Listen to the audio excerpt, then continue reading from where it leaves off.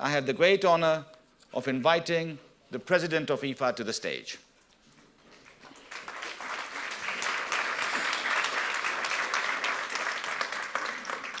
Thank you very much, Ashwani.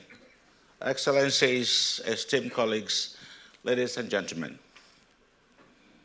First of all, let me thank all of the speakers and presenters and panelists, as well as our excellent moderators, for the rich and constructive discussions that have characterized these 3 days.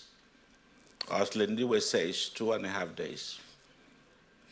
I also must thank all of you for your extensive contributions to the debates and discussions. A special thanks to our partners in the Italian Ministry of Economy and Finance, and especially to Minister Paduan and to Deputy Minister Morando. The Italian government and IFAD have enjoyed a fruitful collaborative relationship since the founding of this institution. And I'm pleased that we are able to continue to build and deepen this partnership. This conference grew out of the Finance for Food meeting at Expo Milan in 2015, where IFAD committed, alongside our partners in the Italian government, to continue to bring a multi-stakeholder group together with a specific goal of expanding access to finance, increasing investment in and for rural people and their businesses. Today, it gives me great pleasure to announce that IFAD, together with the Italian government, is preparing to take this further by the formation of a smallholder agriculture, finance, and investment network, SAFIN. SAFIN will serve as a multi-stakeholder platform for deepening knowledge, for mobilizing and channeling finance and investment to smallholder farmers and rural small enterprises. The network will aim at greater alignment and coherence amongst all stakeholders. It will provide a forum for taking stock of existing strategies and forging new initiatives and partnerships for inclusive rural finance. And SAFIN will contribute to the alignment of our investment efforts within the 2030 agenda.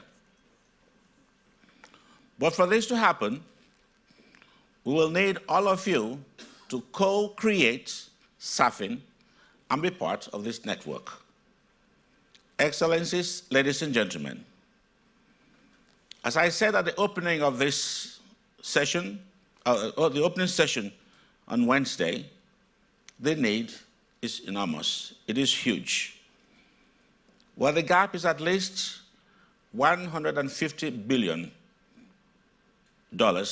between the funding of smallholders and SMEs' needs and the funds that are available.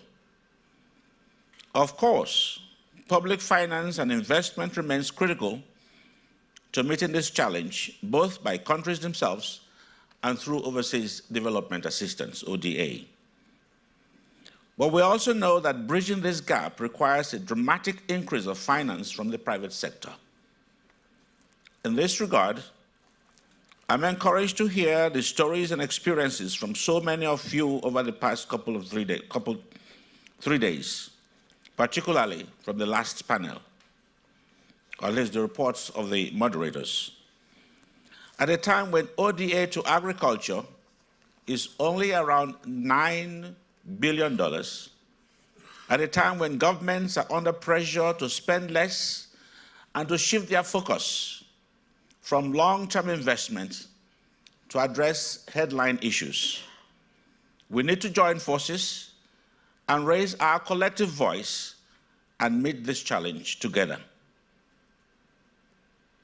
I know it is a challenge that we are more than capable of meeting if we think creatively and if we work collaboratively. There are many and diverse sources of finance available from the private sector, as I mentioned, from diaspora communities, through remittances, from public partners, and let us not forget, from farmers themselves. Now, IFAD, with almost 40 years of experience on the ground, as both an international financing institution and a United Nations specialized agency dedicated to contributing to eliminating poverty and hunger, IFAD is uniquely positioned to make SAFIN a reality. We'll lend our extensive expertise on the ground to broker partnerships, leverage our large portfolio to attract more and smarter investment and finance. And through our extensive work with farmers' organizations, we'll ensure that the voices and concerns of smallholders are fully represented in SAFIN. But we also need to learn from the experiences of the many partners that have joined us here this week. We need to hear and to learn from you, because it is not just more finance that is needed, but smarter and more targeted finance. SAFIN will serve as a platform to do this more effectively. Indeed, speaking with one voice, enabling us to enhance our advocacy for rural transformation will be an important feature of SAFIN. Excellencies, ladies and gentlemen, I am excited to announce to you today that together with the Italian government, we are prepared to steward a group of committed partners to create this network. Over the last 3 days, many of you, including Minister Padwan, in his welcoming address, and Homi Karas, in his thought-provoking presentation, challenged us to move a little bit faster. We are ready to do our part at IFAD. And we believe that SAFIN can be a powerful instrument to help us meet this challenge. By working together across all sectors, as demonstrated by the reports from our moderators, I believe we can meet our goals. And we must meet our goals. We have no other choice.